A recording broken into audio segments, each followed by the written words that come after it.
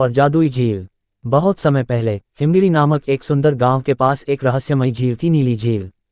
कहते हैं कि झील के बीचों बीच एक छोटा सा द्वीप था जहां एक नीला पंख दबा हुआ था। वह कोई साधारण पंख नहीं था, बल्कि वह इच्छाएं पूरी करने वाला जादुई पंख था।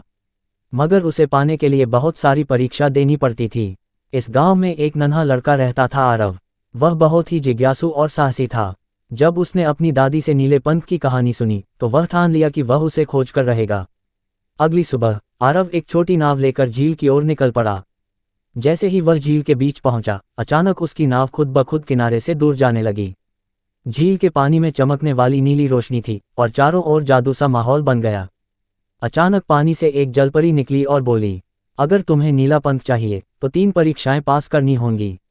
आरव ने सिर हिलाया और आगे बढ़ गया। पहली परीक्षा। उसके सामने एक पत्थरों से बनी भूल भुलैया आई। रास्ता घना और उलझा हुआ था, मगर आरव ने हिम्मत नहीं हारी।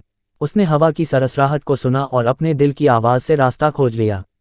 दूसरी परीक्षा। एक पेड़ पर सुनहरा पक्षी बैठा था जो आरव से एक सवाल पूछता है, सच्चा जादू किसमें है, ताकत में या सच्चाई में? आरव ने जवाब दिया, सच्चाई में। ताकत तो डराती है, पर सच्चाई दिल जीतती है। पक्षी मुस्कुराया और रास्ता दे दिया। तीसरी परीक्षा। अब आरव के सामने उसका ही डर खड़ा था, उसका एक अंधकार में रूप। डर ने कहा, तू हार जाएगा, लौट जा। मगर आरव ने आंखें बंद की और कहा, मैं अपने सपने के लिए आया हूं और डर से नहीं डरता। अंधकार का रूप गायब हो गया। अंत में झील के द्वीप के बीचों बीच एक नीली चमक दिखाई दी। वहां एक कमल के फूल में वह नीला पंख रखा था।